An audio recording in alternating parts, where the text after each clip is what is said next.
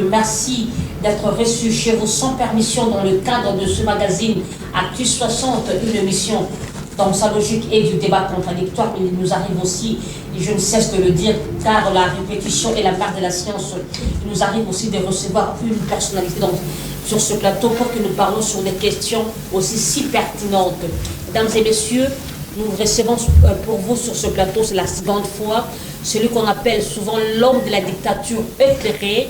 Il s'agit du professeur Daniel Mpiya-Ndombo. Il est docteur en sciences informatiques et docteur en éducation et puis doctorant en sciences politiques à l'université de Portsmouth. Professeur Daniel Mpiya, bonsoir. Bonsoir madame, bonsoir. Professeur Daniel Mpiya, nous sommes au mois de mars, vous le savez bien, le mois dédié à la femme pour célébrer les droits de la femme. Vous avez un mot à glisser par rapport le mois de la femme, c'est un mois qui est sacré. Vous savez que moi, mes idoles sont des femmes. Parce que quand vous formez une femme, vous formez toute une nation. Et je crois qu'un jour, la République démocratique du Congo aura une présidente comme une femme. Parce que les hommes ont commis beaucoup d'erreurs. Et maintenant, c'est le temps de donner la chance aux femmes pour qu'ils puissent nous éclairer. Et je salue toutes les mamans, je salue toutes les filles, je salue tout le monde qui me suit souvent. C'est moi, professeur Daniel Mpiya, architecte de la dictature éclairée. Je les aime beaucoup, j'aime les mamans. Grâce à eux que nous sommes en vie. Et voilà. Pourquoi tu vois bien ainsi? Je vois la casquette qui est écrite dessus, dictature éclairée, en t-shirt dictature éclairée. Bon, vous savez... vous vendez l'image de votre... Non, je ne... Votre thèse. Oui, de ma thèse, parce que je ne crois pas à la démocratie pour la construction d'un pays. La démocratie ne peut jamais construire un pays. Mais la phase de la démocratie pourra arriver que dès que le pays a déjà atteint l'étape du développement. Et voilà pourquoi dans ma thèse doctorale, je suis en train de parler sur le chèque de la démocratie pour le pays bantou et la dictature éclairée qui est un régime hybride pour la construction et le développement de pays sous-développés comme la RDC. Mesdames et messieurs, nous allons parler par rapport à l'arrivée de membres du Conseil de sécurité des Nations Unies ici en République démocratique du Congo. Les questions se posent si c'est un ouf de soulagement par rapport à la question sécuritaire de l'Est. Est-ce que leur venue dans notre pays peut nous dire que nous pouvons dire que non, cette fois-ci la guerre est terminée? Et puis nous allons aussi parler par rapport à cette question de la CENI. Kadima nous avait déclaré qu'il n'a pas encore eu de financement à la CENI. Les questions se posent, est-ce que les élections ne sont-elles pas hypothétiques? Nous aurons des élections, il y aura un glissement, l'élément de réponse dans cette émission. Professeur Daniel Mpiya, un mot par rapport à l'arrivée d'Emmanuel Macron. Vous étiez en Europe, n'est-ce pas? Bon, j'étais en Europe, vous savez, j'ai vu Macron venir au Congo. Bon, c'est un homme que j'ai toujours mis beaucoup de entre guillemets sur lui. Parce que c'est un homme qui n'aime pas la race noire. Ça, c'est mon point de vue. C'est une personne qui critique la coutume ou la culture purement africaine. Mais je l'ai vu, les gens l'ont salué. Alors, bon, pour moi, c'était un événement que j'appelle souvent, qui est non-événement pour le peuple bantou. Pour lui, il était venu seulement faire je dirais, une promenade de santé en Afrique. Bon, c'est bon. J'ai trouvé beaucoup de Congolais qui étaient autour de lui. Alors, pour moi, ce n'est pas vraiment un événement parce que c'est une personne qui critique la race noire. C'est une personne qui critique nos cultures purement africaines. Alors, bon, je crois qu'il est venu, il est venu pour un peu voir tout ce que nous faisons ici. Daniel Mpiya, c'est vrai de critiquer, de dire que vous avez peut-être d'antipathie, ou vous n'avez pas beaucoup de stime pour Macron. Est-ce que vous ne voyez pas que dans certains propos de Macron, n'a-t-il pas réveillé aussi l'esprit du peuple congolais lorsqu'il dit que vous devez vous battre pour vous-même? Cela me réfère aussi lorsque Mouzé avait dit « Organisez-vous, prenez-vous en charge ». Bon, vous savez, madame journaliste, moi je crois une chose, avant l'arrivée de l'homme blanc en Afrique, l'homme noir était bien organisé. Je dirais bien organisé. Même dans les années 1450, au 15e siècle, l'homme blanc nous avait déjà trouvé bien organisé parce que nous étions dans l'étape du métal. Bon, quand ils sont venus en Afrique, l'Afrique a boycotté, l'Afrique a perdu son aisance, l'Afrique a perdu sa valeur. Pour moi, ce n'est pas étonnant de nous dire que de nous organiser. Nous avons toujours une organisation. Ce n'est que la démocratie qui a entraîné en Afrique, que moi j'appelle l'impérialisme. L'impérialisme en Afrique, alors ce sont eux qui ont détruit l'Afrique. S'ils disent que nous pouvons nous organiser, moi je leur dis que l'homme noir a toujours été organisé. Depuis le temps, l'homme noir a toujours été organisé. Ce n'est pas une nouvelle chose pour moi, madame, parce que nous sommes organisés. Quand vous lisez l'histoire dans le temps de l'Égypte, vous savez, il y a même la construction des pyramides. C'est l'homme noir qui a l'auteur de la construction des pyramides. Je pouvais même vous étonner, madame. Vous voyez ce tour de Babel. C'est l'homme d'or d'antan et non l'homme noir. L'homme noir est toujours homme noir. Homme noir d'hier, c'est homme noir qui croyait à sa valeur. Mais l'homme noir d'aujourd'hui ne croit pas à sa valeur. Il croit que sa valeur tire de l'Europe. Il croit que tout ce que nous pouvons faire, nous devons prendre l'Europe comme notre exemple. Or, Dieu a déposé tout ce qu'il a créé dans ce monde sur le continent de l'homme noir. Nous sommes organisés, bien organisés, madame. Ce n'est que la colonisation qui est venue nous détruire. Maintenant, je dis aux hommes noirs, nous devons rentrer là où nous étions. Notre valeur, on avait une valeur. Disait l'histoire, madame, la mathématique a été créée par l'homme noir. Hein? Même l'écriture a été créée par l'homme noir. Alors, pour moi, dire que l'homme noir, nous devons nous réorganiser. Nous étions organisés, mais la colonisation nous a détruits. Maintenant, je demande à l'homme noir que nous puissions rentrer à notre origine. Je vais toujours dire à tout le monde, si tu ne connais pas là où tu pars, rentre à ton origine. Professeur Daniel Pia, les membres du Conseil de sécurité des Nations Unies étaient arrivés ici à Kinshasa. C'est un ouf de soulagement. Pouvons-nous dire que non, la guerre va bientôt prendre fin? Bon, moi, je trouve que c'est un aspect purement positif de l'envoi ici chez nous, parce que vous savez, le rôle de ces services, c'est pour maintenir la paix. Ok, c'est pour maintenir la paix et la sécurité internationale. Le Congo, je vous le dis que le Congo, c'est un pays qui a été martyrisé, détruit par les autres. Mais je crois que cette fois-ci, comme ils sont là, ils sont vraiment venus maintenir la paix. Ok? Et nous avons perdu plus de 12 millions de Congolais qui sont morts. Et je suivi Macron qui avait dit que cette mètre de Rwanda, c'était pas comme les gens ont dit 2 millions ou bien quoi. Macron a dit que moins de 1 million qui étaient morts. Mais nous avons perdu 12 millions de Congolais, femmes, garçons, enfants, ainsi de suite, qui sont détruits chaque jour. Mais je crois que cette fois-ci, comme ils sont là, ils sont venus maintenir la paix et dire à Kagame de mettre sa tête à côté de la RDC. Sinon, la guerre va continuer. Moi, je suis derrière la guerre. Je suis derrière la guerre parce que, un type comme Kagame, c'est une personne, on a eu beaucoup de négociations avec lui, le pays a eu beaucoup de négociations avec lui, mais il ne veut pas nous laisser tranquille. Est-ce que vous faites confiance au Conseil, aux membres du Conseil de sécurité des Nations Unies? Bon, vous savez, madame, je vous dis que pour moi, c'est entre guillemets. Je fais seulement confiance aux Congolais.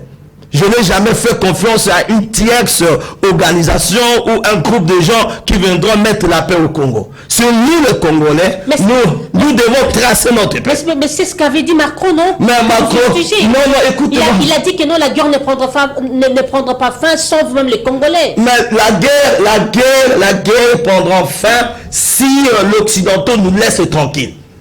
Aussi longtemps que l'Occidentaux est derrière Kagame, je vous l'ai dit, cette guerre ne prendra pas fin. C'est à nous-mêmes de nous réorganiser, comme a dit mon père Mouzé Kabila, qui a dit que nous devons être les soldats du peuple. Le peuple congolais doit prendre les choses en main.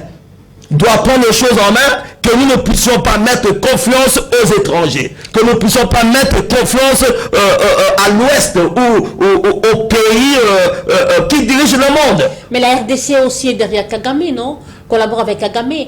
Est-ce que souvenez-vous de l'usine des raffineries de lors que le chef de l'État avait signé le protocole d'accord avec le Rwanda? Bon, madame... En sachant que c'est le Rwanda qui est le pays agresseur. Madame, je voudrais vous dire quelque chose, ok? Nous apprenons par nos erreurs. C'était un contrat de la honte, non? Nous apprenons par nos erreurs. Les erreurs d'hier peuvent nous donner une leçon aujourd'hui, ok?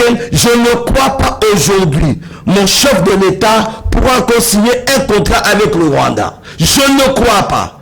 Je ne crois pas parce que moi je crois Rwanda dans la tête de Kagame, c'est comme Hitler.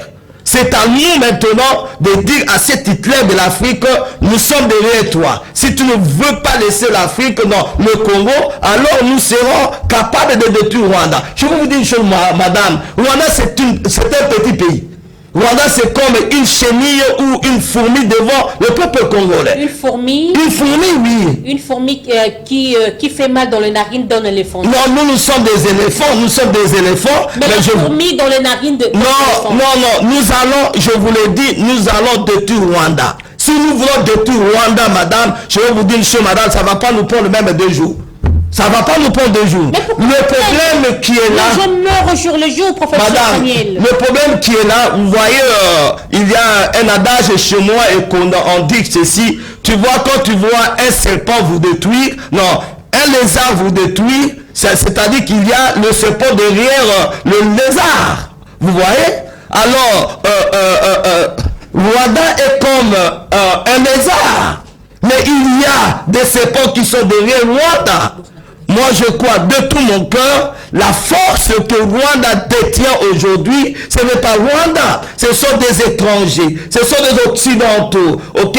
Ils sont dans un réseau que moi j'appelle de gens qui détruisent la RDC parce que Dieu nous a bénis avec toutes sortes de minéraux, nous en avons ici chez nous. S'il vous plaît, lorsque vous dites que non, vous accusez souvent à tort. Bon, vous accusez souvent les Occidentaux. Je vous donne un exemple. Vous êtes au courant d'un homme puissant qui est arrêté, Edouard Mwangachuchu. Mais j'ai appris ça. Un homme puissant, un homme riche plus que les nations même. Il est arrêté, il est aux arrêts. Dites-moi un peu, comment c'est arrivé? Parce que la plupart, selon certaines sources, c'est un Rwandais, c'est un sujet rwandais qui est député national ici dans notre pays. Il a des carrés de minéraux qu'il exploite. Dites-moi, comment il a eu cet accès-là? N'est-ce pas les Congolais? Écoute-moi, madame, vous devez comprendre. Allez-y. Je paraphrase la phrase de mon grand frère, celui qui... mon grand frère Martin Fayulu, qui a dit quelque chose. L'armée congolaise, 600% des généraux, 70% ce sont des étrangers. Ok? Et je veux vous dire une chose, madame, nous étions dirigés par des étrangers ici dans notre pays. Pour moi, ce n'est pas une situation qui est accidentelle, mais une situation que je vais dire que c'est par hasard. Le Rwandais sont entrés dans ce pays il y a beaucoup d'années. Ok? Et après la mort du musée, il y a eu un groupe de Rwandais qui est venu et ils sont occupés de postes dans le pays de Lumumba, dans le pays de Tshisekedi, dans le pays de Mobutu. Ils sont là. Et on leur connaît. Ils sont là. Mais même Fayulu a dit ceci, même dans l'armée. Dans l'armée, il y a une majorité de Rwandais qui sont dans l'armée.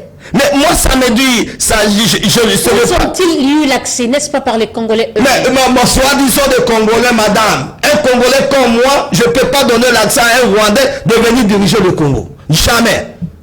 Jamais, je vous le dis, jamais. Moi, je suis vrai Congolais du sang. Et je suis Congolais de ma mère et de mon père. Je ne peux pas vouloir un certain Rwandais venir diriger mon pays. Ils ont été introduits par soi-disant de Congolais. Ils ne sont pas de Congolais comme moi, de Congolais comme toi. Maintenant, où nous sommes? Où sommes-nous maintenant? Je ne suis pas étonné. Je ne suis pas étonné, ce n'est pas seulement lui. Il y a une majorité de Rwandais qui sont déjà dans ce pays. Des majorités de Rwandais qui occupent des postes politiques dans ce pays. Des majorités de Rwandais qui sont des généraux dans ce pays. Mais écoutez-moi, madame, il aura un temps. Je vous l'ai dit, il aura un temps. Chaque chose a son temps. Il aura un temps. Les Congolais d'aujourd'hui ne sont plus les Congolais d'hier, madame. Nous sommes bien éclairés maintenant. On le sait. Martin Fayulu nous a dit qu'il y a au moins 70 généraux qui sont des étrangers, qui ne sont pas des Congolais. Mais ils sont là. Ils occupent des postes de la République. Mais cet homme, moi si, avec ma théorie de la dictature éclairée, c'est une personne qu'on devait lapider sur le champ, madame. Ça, je vous le dis sincèrement. Quelqu'un qui détruit la valeur de mon pays. Un étranger qui vient, il détruit le pays, vous le laissez comme ça, et j'ai appris que les avocats disent qu'on doit lui donner oh non, ça ne se fera pas. Ça ne se fera pas. Là, c'est vous qui le dites. Madame, si on le fait, là nous cachons sur la tête de Lumumba. Nous cachons sur la tête de mon papa Etienne Tshisekedi. Nous cachons sur la tête de Mouzé Kabila. Nous cachons sur la tête de Mobutu. Leur tête, on a déjà craché sur eux depuis longtemps. Vous êtes en retard. Mais je sais bien sûr, madame. Mais je ne crois pas. Cet homme ne mérite pas une liberté. Même pas pour une seconde. N'oubliez pas, c'est un richissime. Mais non, ça ne sert à... Voilà pourquoi je sais... Vous êtes chez moi de l'Équateur, non? Lorsqu'on dit Liboson Ambongo Mokusto Ajali. Non, écoutez-moi. Là, mon argent va parler. Madame, ça c'est un langage de gens qui ne sont pas intègres. Je ne peux pas détruire mon pays. Je ne peux pas détruire la valeur de mon pays à cause de l'argent. Cet homme mérite d'avoir même 50 ans de prison. Il mérite. Et je vous le dis, madame, une fois que cet homme aura même une liberté provisoire, les Congolais vont se rébeller. Les Congolais aujourd'hui ne sont plus les Congolais d'hier. J'aimerais un peu que nous revenions un peu en arrière. Qu'est-ce qui fait que la guerre de l'Est ne prenne pas fin? Vous savez, la guerre de l'Est, je vous apprends quelque chose dont peut-être vous ne connaissez pas. C'est une guerre qui est économique. Cette guerre, c'est une guerre qui est économique. Cette guerre, c'est une guerre que Rwanda, il veut balkaniser au pays. Ok? Parce que Rwanda n'a rien. Et derrière Rwanda, il y a des Occidentaux. Madame, tu le sais. Même dans le Parlement européen, ils le disent. La guerre de Rwanda, de M23, c'est Kagame et Rwanda qui est derrière ça. Vous savez? Cette guerre ne finira pas si les Congolais ne prennent pas de choses dans leurs mains. Et je bénis Dieu pour la RDC. Et moi je crois que le chef de l'État, les gens qui sont au pouvoir, doivent encore nous créer une armée qui est forte. Ok? Les militaires qui sont très forts, ok? Former notre jeunesse pour que nous puissions avoir l'armée qui est très forte. Vous allez m'excuser avec, souvent je dis là parce que je suis trop anglophone que francophone, mais je vais vous dire que cette guerre, il faut la génération qui va venir, il doit entrer dans l'armée. Parce que l'armée aujourd'hui, c'est l'armée qui est pleine de Rwandais. L'armée qui a plein de Ougandais. Que faut-il faire pour pallier à cette situation? Bon, moi je vous donne une idée. Allez-y. La première chose, on doit construire un mur de Berlin. Sorte d'un mur de Berlin. Ok? Un mur qui nous sépare entre Rwanda et nous. Alors l'alternative de la guerre? La guerre doit continuer. Jusqu'à ce que Rwanda mettra son nez en dehors de la RDC. Malheureusement, on ne sent pas cette impulsion-là ou encore comment je veux dire, les termes m'échappent. En fait, de l'impulsion du chef de l'État pour déclarer la guerre. On ne sent pas ça. Écoute, vous savez, je vais vous dire une chose, mon chef de l'État... Il est en train de tout fraterniser. Non, vous savez, c'est un démocrate. Le chef de l'État est trop démocrate. Pendant que son peuple meurt. Non, écoutez-moi. Vous savez, il y a des négociations qu'on fait souvent, les négociations par bâton et les négociations par carotte. Nous sommes allés, il y a beaucoup d'années, nous étions dans des négociations par carotte. Maintenant, nous devons entrer par négociation par bâton. Ok? Si on le fait, je vais vous dire, madame, la toute première chose, nous devons faire le tabula rasa de notre armée. Ok? Sélectionner qui sont de vrais Congolais ou qui ne le sont pas. Parce que les militaires que vous mettez au front, je vous l'ai dit, les gens qui dirigent tous ces militaires ne sont pas de vrais Congolais, madame. Même ces militaires qui sont au front ne sont pas de Congolais. Mais il y a aussi un problème de la logistique. Hein? Mais je connais, il y a un problème. Ils sont pas bien payés. Écoutez, je sais, madame, il y a aussi un problème de la logistique. Ok, ça je le sais. Un problème de ressources humaines, ça je le sais. Mais même l'autre fois, je ne sais pas ici bien dans l'autre chaîne, j'avais dit que même le budget de cette année, moi si j'étais le chef de l'État, je devais mettre 20% de notre budget à l'armée. On doit vraiment créer un nouveau armée. On doit intégrer nos jeunes gens qui terminent les universités dans laquelle vous savez qu'aujourd'hui au Congo, sur 100%, les gens qui terminent les universités, 92% sont dans le chômage. Les 8% qui obtiennent de boulot, ce sont des gens qui sont de familles relationnelles. Ils doivent être cousins d'eux, oncles d'eux, neveux d'eux, ainsi de suite. Mais le 92% là, quand vous leur proposez peut-être un salaire de 2 millions, ok, ils seront intégrés dans l'armée. J'ai appris, je bénis Dieu, j'ai appris aussi qu'il y a une émission, un procédure dans laquelle nos jeunes gens devaient avoir une formation militaire. Comme ça se faisait dans le temps de Mobutu. Oui. Même en Europe, on le faisait. Mais j'ai été vraiment touché, madame. Je vis à l'école maternelle et primaire en Rwanda. Les jeunes filles, ils savent comment manipuler les armes.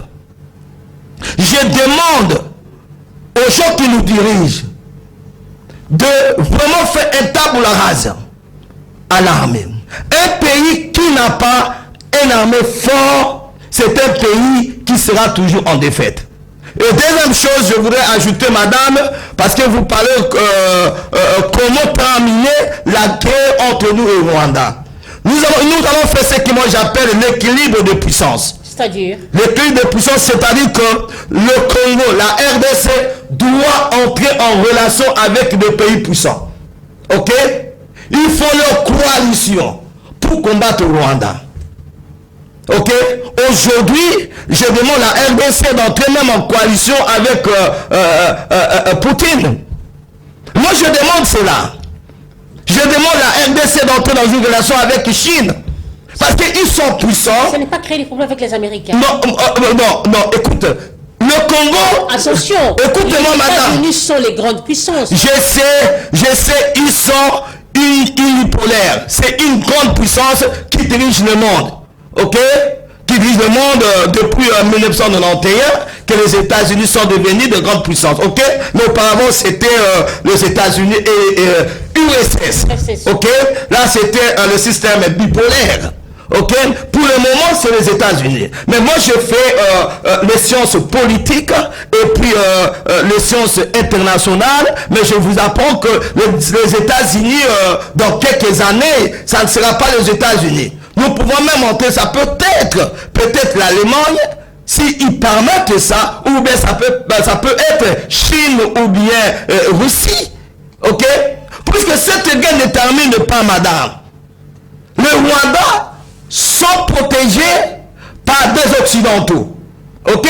Nous aussi de l'autre côté, nous devons faire un équilibre de puissance. C'est-à-dire entrer en coalition, entrer en relation avec de grandes puissances comme Russie, comme Chine, ok, ils vont nous aider pour que nous puissions terminer cette guerre.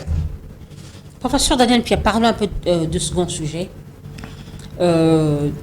Denis Kadima avait déclaré en disant que la CENI n'est pas encore financée. Mais madame, vous savez, j'espère que je vous ai parlé quand j'étais ici. Je vous avais dit que moi je ne crois pas à vos histoires des élections après 5 ans. Je ne crois pas ça. Donc, dans la théorie de la dictature éclairée que je suis en train de développer, le président de la République doit régner pendant 10 ans. Vos histoires des 5 ans là, c'est pour les pays qui sont déjà développés.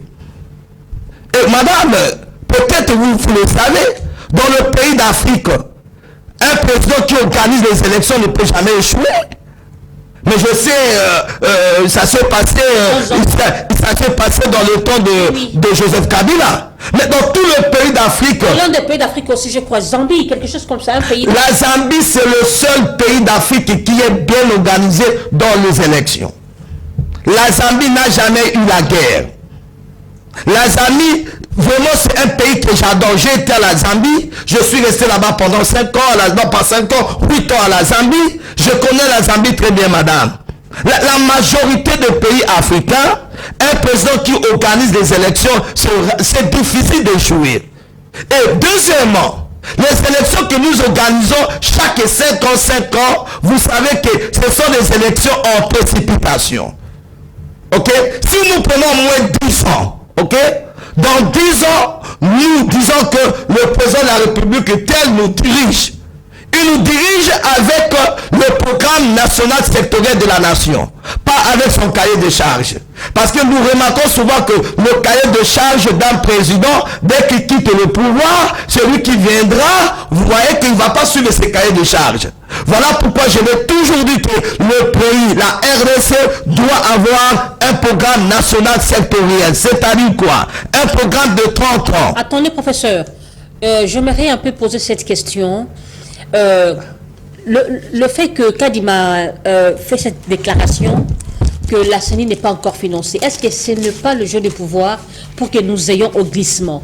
Mais moi je sais, moi je suis pour ça, sincèrement. Peut-être vous serez étonnés, les gens seront étonnés. Pourquoi j'ai dit je suis pour ça? Pourquoi j'ai dit je suis pour ça? Ok? Nous avons la guerre à l'Est.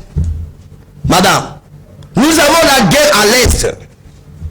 Nos pensées sont dirigées vers cette guerre qui se trouve à l'Est. Nos amis qui se trouvent à l'Est doivent voter.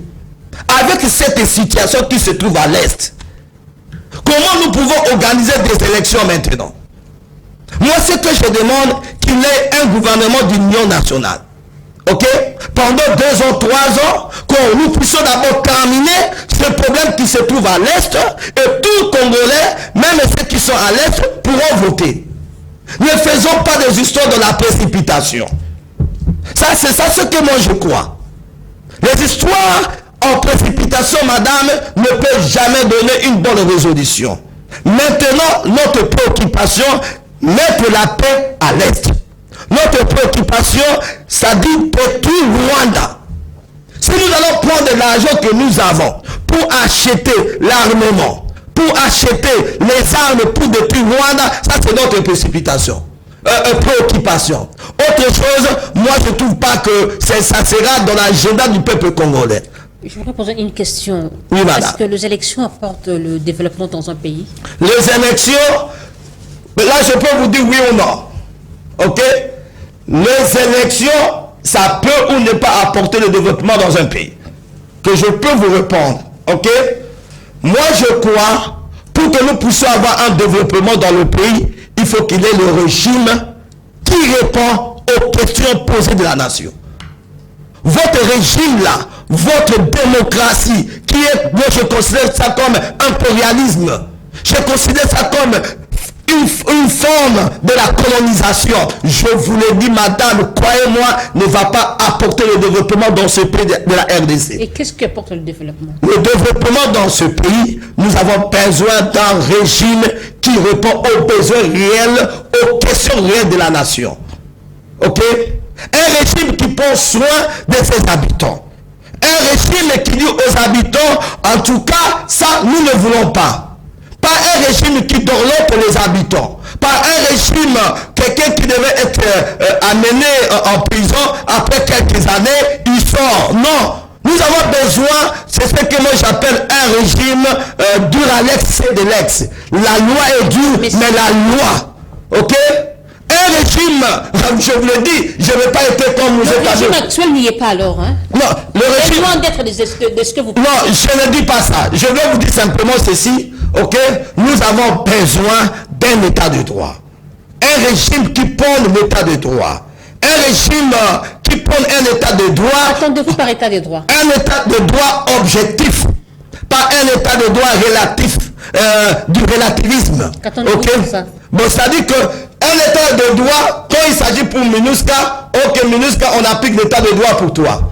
Mais quand il s'agit pour Mpia, Mpia c'est quelqu'un, il le reconnaît, ainsi de suite. Mpia, on ne peut pas appliquer l'état de droit chez Mpia. Non. Madame, en Europe, tu peux être tout ce que tu es. Si tu commets une erreur, madame, vraiment, tu dois être puni. Je crois à la dictature éclairée. Je crois à un régime hybride qui répond aux besoins réels. Le chef règne pour l'intérêt de ses citoyens. C'est ça ce que moi je crois. Je ne crois pas à la démocratie. Ne me parlez même pas de la démocratie en RDC. Ne me parlez même pas de la démocratie dans le pays africain. L'Afrique a besoin d'un régime qui répond aux besoins des Africains. Est-ce que le pouvoir actuel répond aux besoins de son peuple? Bah, écoutez-moi, madame, cette question, c'est une question que vous pouvez aussi vous la poser vous-même. Ok? Mais moi, je vous l'ai dit que... Écoutez-moi, madame. Oui, vous avez raison. Ne fouillez pas ma question. Non, je ne peux pas.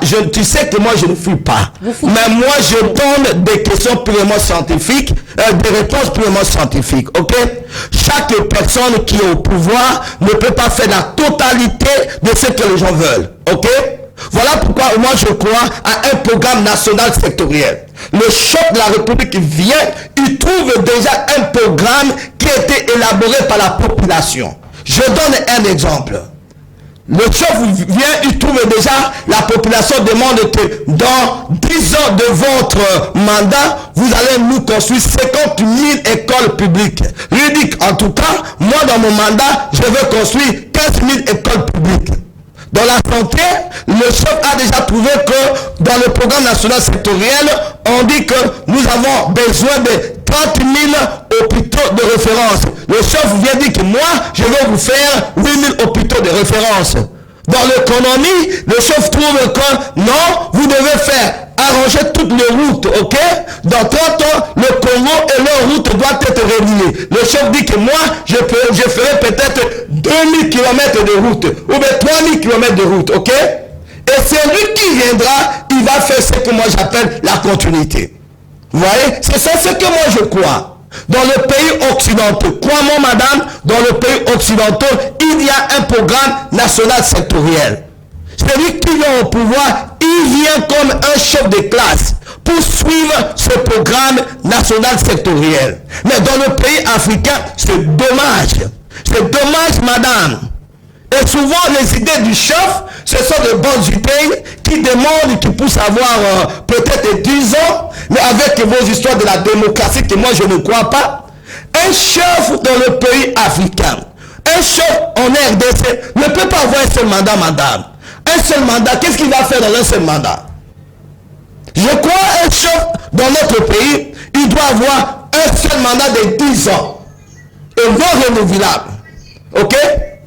Un seul mandat de 10 ans, et lui-même, il fait ce qui est écrit, c'est qu'il suit le programme national sectoriel. Dès qu'il quitte le pouvoir, celui qui viendra, il viendra faire la continuité. Ce n'est pas trop un mandat de 10 ans. Madame, ce n'est pas trop. La RDC a des problèmes. Ne croyez pas que vous allez résoudre le problème de la RDC pendant 5 ans.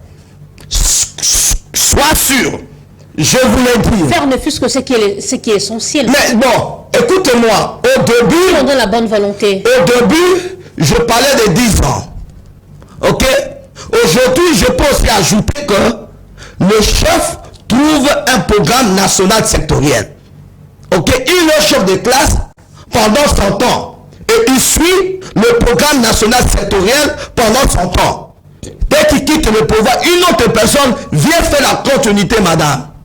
Nous avons un problème dans notre pays. Nous avons un problème parce que les idées ne sont pas mauvaises, mais il n'y a pas de la continuité.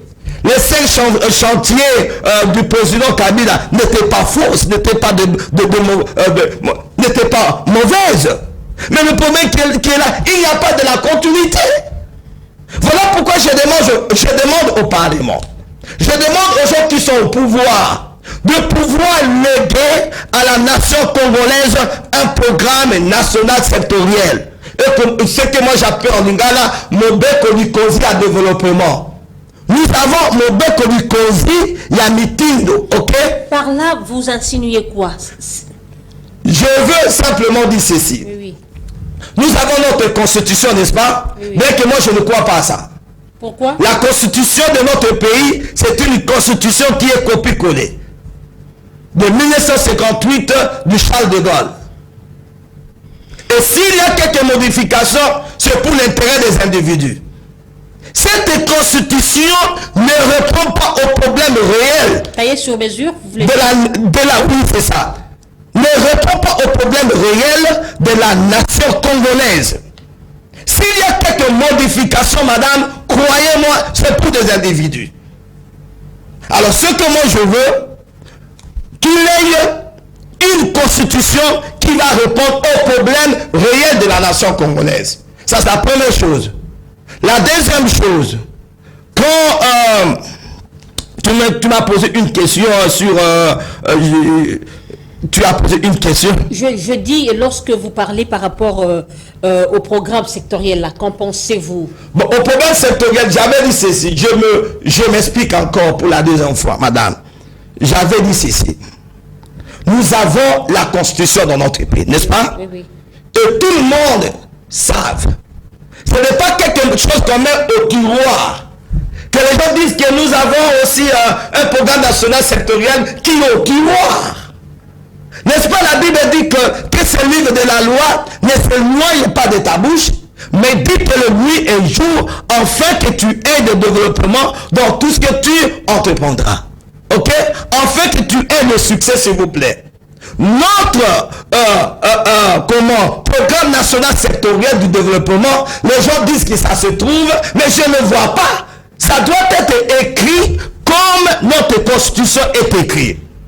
Ça doit être lu par nos enfants qui sont à l'école maternelle, nos enfants qui sont à l'école primaire, nos enfants qui sont à l'école secondaire et ceux qui sont à l'université, parce que ce sont de futurs dirigeants de ce pays. N'est-ce pas, madame? Ce sont de futurs dirigeants de ce pays. Mais qu'est-ce que nous remarquons dans notre pays, madame? Nous n'avons pas un programme national sectoriel que le peuple congolais connaît. Est-ce que toi tu connais que dans 30 ans, nous aurons quoi dans ce pays? Est-ce que tu connais? Parce que ce document n'existe pas. Si ça existe au tiroir. Voilà pourquoi je demande, vraiment je demande avec larmes aux yeux, je demande que la République, ok, le pays puisse porter à la population congolaise un livre que nous appelons programme national sectoriel. Dans tous les secteurs, nous disons ceci, je donne un exemple, madame. Dans la commune de Lemba, ok, si nous avons notre programme national sectoriel de la commune de Lemba, le bourgmestre qui vient, il trouve qu'on doit faire A, B, C, D, E. Si lui vient au pouvoir, dit moi, je ferai peut-être A, B, ok? Et celui qui viendra, il va faire C, D. Et l'autre qui viendra va faire E, F, n'est-ce pas? La continuité. Mais que tout le monde sache que dans 30 ans, Congo, nous allons faire A, B, C, D. Le président qui vient au pouvoir, il pourra faire A, B, parce que c'est une personne, il ne peut pas faire tout ce que vous demandez. C'est absurde, madame. Vous ne pouvez pas demander à un chef de l'État de résoudre un problème de 50 ans, de 60 ans, pendant 5 ans. Mais vous pouvez au moins avoir un programme national sectoriel. Ce qui fait qu'attendez, même nous votons juste pendant les propagandes, les candidats présentent leur programme, non? leur programme, je ferai ceci dans 5 ans, voici mon budget. Mais pourquoi vous voulez dire le contraire? Non, ça c'est le cahier de charge d'un individu. Le programme national sectoriel, madame, n'est pas un cahier de charge d'un individu. Au contraire, c'est un cahier de charge national que moi j'appelle programme national sectoriel. Celui qui vient au pouvoir pendant son mandat, il suit ce cahier de charge national, ok, de la nation. Parce que tout est là. Tout est écrit noir sur blanc là-bas, madame. Une fois qu'il quitte le pouvoir, celui qui viendra, il va faire la continuité. C'est ça ce que moi je crois. Suivez-moi, madame. Si nous suivons ce que moi je vous dis ici, madame, le Congo de 30 ans sera différent avec le Congo d'aujourd'hui. Nous allons léguer quelque chose à nos enfants. Parce que ce programme national sectoriel, c'est un programme à court terme, à moyen terme et à long terme. Mais nous n'en avons pas. Les gens disent que nous en avons, peut-être ça se trouve au tiroir. Demandez, je ne sais pas si toi tu connais ça. Je ne sais pas si nos enfants connaissent ça. C'est que moi je demande, si ça existe, mettez ça dans un livre comme la Constitution. Et nous l'appelons Programme national sectoriel pour le développement de la RDC pendant 30 ans. Est-ce que vous avez quand même pensé à rédiger ça et à présenter ça au Parlement? Madame, je vais vous dire quelque chose dans le pays de Lumumba. Vous savez, dans ce pays, si tu parles trop, tu n'auras aucun poste dans ce pays. Comment? Parce qu'ils savent que dans cet homme, il connaît trop. Il veut nous dire quoi? C'est lui qui connaît. Non. J'ai essayé de donner ces idées depuis 2019. J'ai même proposé de la ville de Kinshasa qu'il ait de police sanitaire, la police de l'hygiène. Remarquez, regardez madame, sortez ici, vous allez voir des papiers partout. Si le gouvernement de la ville nous créait une police proprement pour contrôler les papiers, les gens qui jettent des papiers, des poubelles, ainsi de suite, la vie sera propre. Même dans nos toilettes, il existait dans le temps de Mobutu. Les services d'hygiène. D'hygiène, ok? 2 fois par semaine, les gens venaient regarder la propriété de votre toilette à la maison. Aujourd'hui, allez dans de différentes maisons. Vous serez étonné, madame. Moi, je crois, le pays doit avoir un programme national sectoriel. Même si on mettait un enfant de 12 ans de conduire le pays, cet enfant suivra le programme national sectoriel. Ça ne demande pas de diplôme pour devenir un chef de l'État ou qui que soit. Ça ne demande pas un diplôme élevé. Ça demande l'intelligence, la sagesse et l'amour du pays. Professeur, où en sommes-nous avec votre thèse dictature éclairée? Ah, madame, je suis là, comme vous me posez cette question, je vous ai dit que je suis étudiant à l'université de Portsmouth, au sud de l'Angleterre, c'est là où je fais cette thèse. Il m'a été demandé de faire d'abord ma maîtrise en sciences politiques et relations internationales. Je l'ai maintenant, je crois, au mois d'avril, j'ai terminé mon dernier TP, ok, un séminaire. Et puis au mois de mai, je vais écrire ma dissertation pour ma maîtrise. Alors au mois de septembre, je ferai mon doctorat. Bon, évidemment, ça coûte trop cher. Je paye 16 000 $ par mois et par année, qui me demande beaucoup d'argent. Mais comme j'ai l'amour de mon pays, je sais que Dieu va pouvoir de l'argent. Je vais pouvoir terminer ce doctorat pour pouvoir donner au peuple africain un modèle politique proprement au peuple africain. Ok? Que nous allons anéantir la démocratie, nous allons détruire la démocratie et nous aurons un modèle purement politique. Comment gérer le pays africain? Comment gérer le pays, la RDC? Quel est ce régime? Toute l'Afrique lutte pour la démocratie. Madame, vous venez, vous insistez, vous martelez madame, votre thèse de la dictature éclairée. Mais je vais vous dire une chose, même mes grands professeurs, j'étudie dans une université qui a été créée en 1817. mes grands professeurs me disent que Daniel, tu as raison. Il n'y a aucun pays qui a été construit par la démocratie.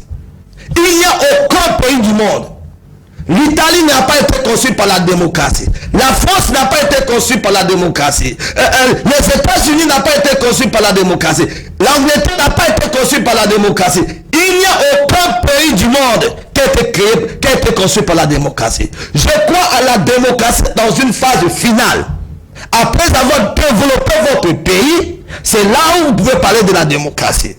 Pour la construction, oubliez la démocratie. Nous nous appelons la République démocratique du Congo. Mais quand vous lisez parmi les pays qu'on les appelle les pays démocratiques, la RDC ne se trouve pas.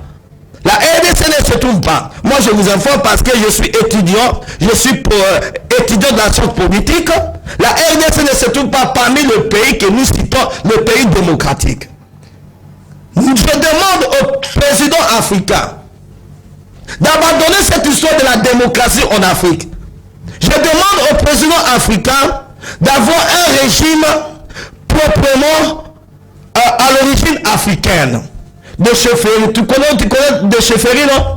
Un chef règne pour l'intérêt de ses citoyens. Je n'ai jamais vu un Koumou au village qui mange bien et ses citoyens ne mangent pas bien. Est-ce que tu as vu ça? Mais la démocratie, c'est quoi? C'est du capitalisme total. Celui qui est riche, il est toujours riche. Mais les gens n'ont même pas la honte. Toi, tu manges bien, toi, tu roules de belles carrosses, mais ta population meurt de faim. Non, ça, ce n'est pas un régime proprement aux Africains. Nous, les Africains, nous sommes solidaires. Nous devons créer un régime qui répond aux besoins des Africains. Professeur Daniel Pierre, nous tendons déjà vers la fin de l'émission. Vous venez de l'Équateur, précisément Mbandaka. Ouais. Comment avez-vous trouvé Mbandaka? En tout cas, sincèrement, bien que les gens n'aiment pas Bobo à cause de ses études, mais moi, sincèrement, j'ai trouvé Bobo à essayer de faire quelque chose. Comme quoi? De la pondère? Non, l'éclairage. Madame, Mbandaka, tu te rappelles. Tu te rappelles, nous sommes de Mbandaka, j'espère que tu as été à Mbandaka. J'ai travaillé là-bas pendant 4 ans. 4 ans. Mbandaka était dans l'état d'obscurité totale. Maintenant, tu peux quitter Mbandaka 1 pour aller à Basoko, il y a l'éclairage. Tu peux quitter Basoko pour... Je ne connais pas bien. En instaurant la monarchie, la dictature. Hein. Écoutez-moi, madame, écoutez-moi. Il a, en fait, la liberté d'expression n'existe plus. Non. Il fait arrêter même des députés provinciaux. Là, c'est du côté négatif que moi je condamne. Ok? Mais ce que je demanderais, la dictature éclairée n'est pas un régime pour détruire tes citoyens. Je l'ai dit auparavant, c'est un régime, un chef marche avec ses citoyens et ses citoyens marchent avec leur chef. Il se comporte en monarque absolument. Non, écoutez-moi, ça c'est lui. Mais moi je parle du côté positif que j'ai trouvé en Mbandaka. Il n'y a que des lumières, c'est ça. Bon, écoutez-moi, Mbandaka n'est pas sale comme à Kinshasa.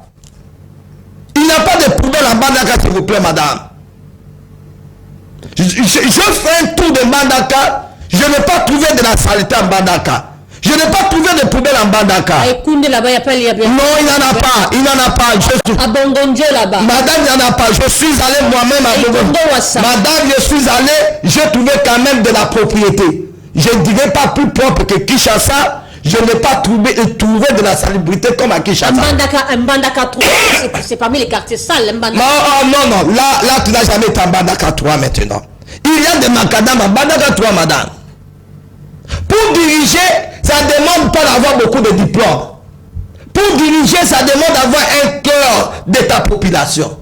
Pour diriger, c'est répondre aux besoins de ta population. Là, selon moi, madame, si c'était à cause de diplôme, moi, je devais être président de la République. Parce que j'ai 2 doctorats et je ne peux pas... le 3e, ok? Mais pour diriger... Pour quelle finalité? Vous aussi, beaucoup de diplômes comme ça. Madame, la Bible dit qu'il faut augmenter ta connaissance au-dessus d'une autre connaissance. J'étudie parce que je veux savoir. À toutes les questions que je vois dans ma nation, je dois trouver une solution. S'il vous plaît. même si vous dites que non, ce n'est pas à cause de diplôme qu'on peut devenir, qu'on peut diriger le pays. Est-ce que Bobo mérite de diriger cette grande province de l'Équateur? Madame, je vais vous dire une chose, ok? Je ne connais pas Bobo. Il tient le conseil des ministres en Lingala. Mais Mobutu... Quelqu'un qui dit... Madame, attendez, s'il vous plaît. Madame, suivez-moi. Je vous relance. Le français, c'est une langue administrative, c'est la langue officielle. Bon, il tient le conseil de sécurité en Lingala. Bon, je vais vous dire quelque chose. Le conseil des ministres en Lingala. Mais, madame, moi... Quelqu'un qui a même des lacunes,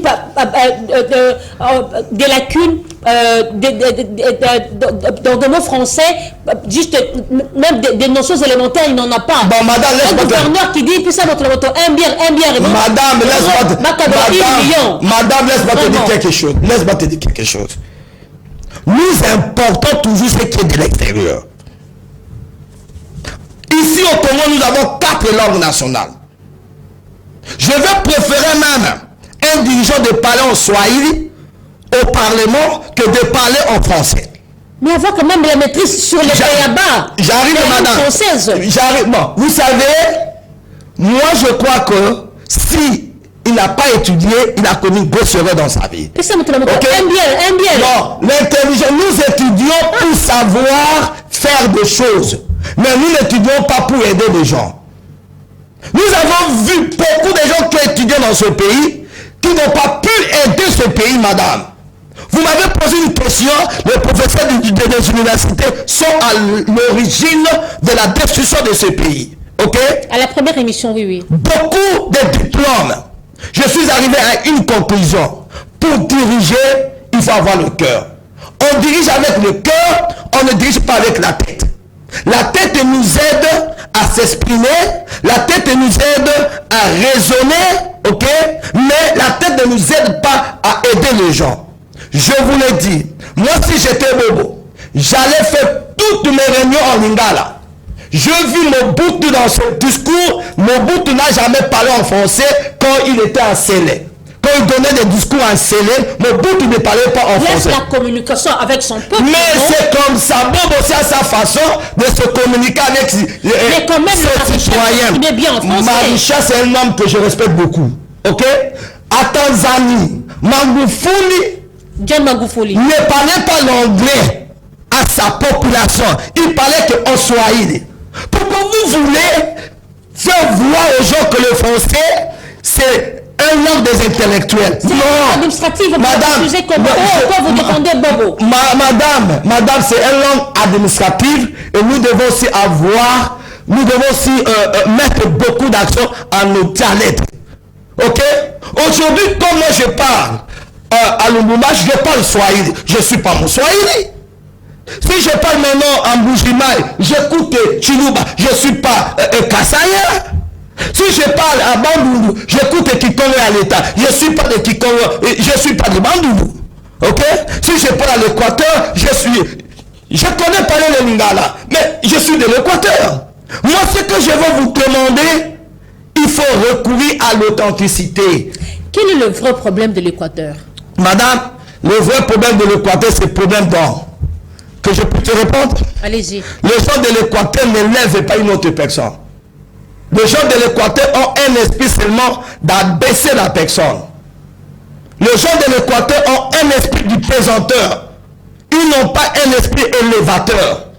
À l'Équateur, si tu parles pour arranger cette ville, cette province, sache qu'on va toujours te rabattre. Comme on a fait avec le fait qu'on a galopé à son âme. C'est comme ça les gens de l'Équateur. Je suis de l'Équateur, mais moi, je ne peux pas copier leur mentalité. Les gens critiquent Bobo. La radio, ils peuvent le critiquer. Ils n'ont pas raison. Mais écoute, il n'y a aucune personne qui est parfaite dans ce monde. Moi, ce que j'aime en Bobo, je n'ai pas vu Bobo. Je n'ai jamais rencontré Bobo dans ma vie, mais je vis ce que Bobo a fait à l'Équateur. Moi, je crois que son mandat peut se terminer par là. Une autre personne peut venir pour faire la continuité. Professeur, regardez la caméra, adressez-vous au public votre mot de la fin. Je voudrais dire, premièrement aux militaires congolais, coup de chapeau. Vous êtes en train de faire un bon travail, un très grand travail. Mais avant que je vous dise le coup de chapeau, je dis d'abord à mon président de la République, je sais que diriger le Congo, ce n'est pas facile, mais votre temps, maximisez votre temps, laissez quelque chose à la République congolaise. Et je demande à tous les Congolais, unissons-nous pour construire notre pays. La réussite de notre pays n'émanera pas de blancs. Ce ne sont pas des blancs qui vont venir arranger notre pays. Ce ne sont pas des Chinois, des Indiens, des Pakistanais. C'est nous les Congolais. Ensemble, nous pouvons faire de grandes choses dans ce pays que Dieu a béni plus que les États-Unis d'Amérique, parce que nous avons des ressources plus que tout pays de ce monde. Un jour, la RDC sera le pays le plus puissant du monde. Que Dieu bénisse la RDC, que Dieu vous bénisse là où vous êtes. Merci, professeur. C'était pour un honneur de vous recevoir. C'est vrai, vous êtes descendu de l'avion et vous êtes passé à répondre à notre invitation. C'est pour nous vraiment un honneur. Merci beaucoup, madame. Je termine aussi avec le mot du professeur. Nous devons aimer le Congo. Nous devons diriger avec le cœur. Et telle est l'idée de ce patriote en la personne de Raison Bompengo Ingele. Un homme, un patriote depuis Washington qui a eu l'idée, qui a conçu une ASBEL dirigée avec le cœur. Nous devons nous aimer vivants. Nous devons nous entraider. C'est une bonne idée. J'aime le Congo. Jacques. Moi, je suis Jacques. Est-ce que tu y es vraiment? Je vous appelle à venir soutenir cette œuvre de ce fils du pays. Jacques, aimons le Congo. J'aime le pays. Que Dieu bénisse le président du Jacques depuis Washington. Merci beaucoup à Light Moutonge. Merci à Enoch Mbala. Merci à vous, nos téléspectateurs qui nous suivez chaque jeudi et mardi. Que Dieu bénisse la République démocratique du Congo. Que Dieu protège nos FARDC et que Dieu protège et que Dieu garde son peuple. Au revoir, Inch'Allah.